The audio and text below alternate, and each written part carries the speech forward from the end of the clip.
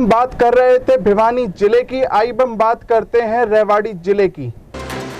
Single use plastic को PM Modi द्वारा 2 अक्टूबर 2019 को पूरी तरीके से बैन कर दिया गया था, लेकिन पिछले 2 वर्ष से रेवाड़ी की बेटी नंदिनी व उसके छोटे भाई हर्ष ने लोगों को पॉलिथीन का इस्तेमाल न करने के लिए जागरूक कर रहे हैं। रेवाड़ी के मोहल्ला विकास नगर निवासी 12वीं कक्षा की छात्रा नंदिनी व 9वीं कक्षा में पढ़ने वाला छात्र हर्ष ने पीएम मोदी के सिंगल यूज प्लास्टिक बैन के करीब 2 वर्ष पहले से ही पॉलिथीन का इस्तेमाल ना करने के लिए लोगों को कपड़े के थैलों का प्रयोग करने के लिए जागरूक किया है। आपको बता दें कि ये दोनों बच्चे को स्कूल के बाद जो समय खेलने के लिए मिलता था, उस समय में यह बच्चे कपड़े के थैले बनाते हैं। जो जेब खर्ची इन बच्चों को मिलती थी, उसी से यह थैले बनाने के लिए कपड़ा बाजार से खरीदते हैं। अब तक यह बच्चे हजारों कपड़े के थैले बनाकर लोगों को निःशुल्क भेंट कर चुके हैं। कोरोना वायरस के खतरे को देखते हुए देश भर में लगे लॉकडाउन के बाद लोग अपना समय व्यतीत नहीं कर पा रहे थे, लेकिन नंदिनी और हर्ष ने लॉकडाउन में समय का ठीक से सदुपयोग किया और घर पर ही रहकर कपड़े के हजारों थैले बनाए। साथ ही उन्होंने कोरोना से लड़ने के लिए मास्क भी तैयार कर लोगों में बांटे हैं। नंदिनी और हर्ष दोनों छात्रों ने लॉकडाउन की ठीक से अनुपालना की और घर पर रहकर हजारों थैले बनाए ताकि पर्यावरण को दूषित होने से बचाया जाए। नंदिनी ने बताया कि लोगों को कपड़े से बने थैलों का इस्तेमाल करना चाहिए। पॉलीथीन से पर्यावरण दूषित होता है, जो मनुष्य की सेहत के लिए सबसे ज्यादा हानिकारक होता है।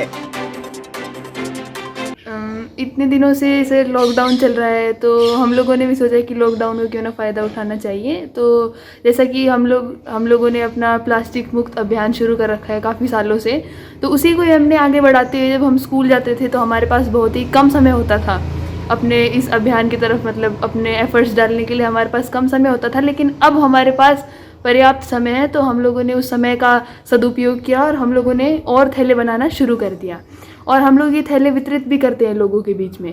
अब जैसा कि कोरोना वायरस एकदम से शुरू हुआ, तो लोग ये समझने भी लगे कि प्लास्टिक के ऊपर जो कोरोना वायरस है वो बहुत देर तक, काफ़ी घंटों तक, जब मैं कहूँ कम से कम भी 3 दिन तक प्लास्टिक के ऊपर वायरस रहता है, जबकि कपड़े के थैले पर वो कुछ ही घंटों में हट जाता है। तो अब लोगों को भी इस चीज़ का पता चल रहा है कि हम लोगों को कपड़े के थैले का प्रयोग करना चाहिए। तो हम लोग ये मैसेज भी पहुंचाना चाहते हैं कि कपड़े के थैले का प्रयोग करो, क्योंकि कपड़े के थैले को प्रयोग करने की सार्थकता ज़्यादा है। और जैसे कि ये कोरोना वायरस जो हमारे यहाँ पे चल रहा है आजकल, तो इससे हमें, जैसे कि मोदी जी ने बताया हमें कि आप लोग मास्क अपने घर पे भी मतलब मास्क बना सकते हैं, तो हम लोगों ने मास्क बनाना भी शुरू कर दिया और हमने मास्क भी बांटना शुरू कर दिया लोगों के अंदर।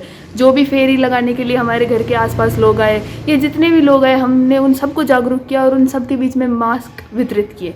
अब जैसा कि हम लोग देख सकते हैं कि लॉकडाउन के वक्त जो प्रकृति है उसकी असीम और अनंत सुंदरता दिखाई दे रही है, दिखाई दे रहा है कि प्रकृति कितनी सुंदर है। तो ये किस लिए हुआ? क्योंकि लॉकडाउन के बीच में पोल्यूशन नहीं हो रहा, सारी इंडस्ट्रीज़ बंद है, प्लास्टिक का उपयोग कम हो रहा है। तो इससे हमें एक सीख लेनी चाहिए कि हमें अपनी जो हमारी प्रकृति है उसे इतना ही मेंटेन रखना है, जितनी साफ़ और सुंदर स्वच्छ अब है वो लॉकडाउन के बाद भी और इसके दौरान भी हमें इसको इतना ही सुंदर रखना है। और हम लोग प्लास्टिक का उपयोग कम करेंगे अब तो हम इस धरती को बचा पाएंगे, अपने पर्यावरण को दूषित होने से बचा पाएंगे और इसे स्वस्थ और सुंदर बना पाएंगे। तो हमारा यही सब लोगों से आग्रह है कि ज़्यादा से ज़्यादा कपड़े के थैले का प्रयोग करें, क्योंकि ये कपड़े के थैले के प्रयोग करने से ना तो इसके ऊपर कोरोना वायरस आता है, ना ही इससे जो हमारी प्रकृति है वो दूषित होती है।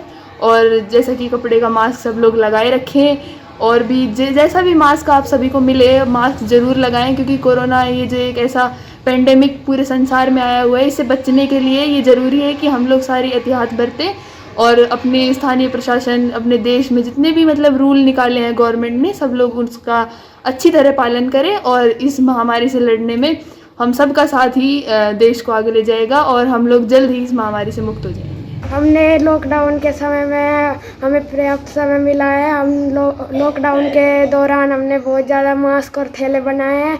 जब हम स्कूल में जाते थे तब हमें इतना पर्याप्त समय नहीं मिल पाया था। अब हमने समय का सदुपयोग करा है और मास्क बनाना शुरू कर दिया है।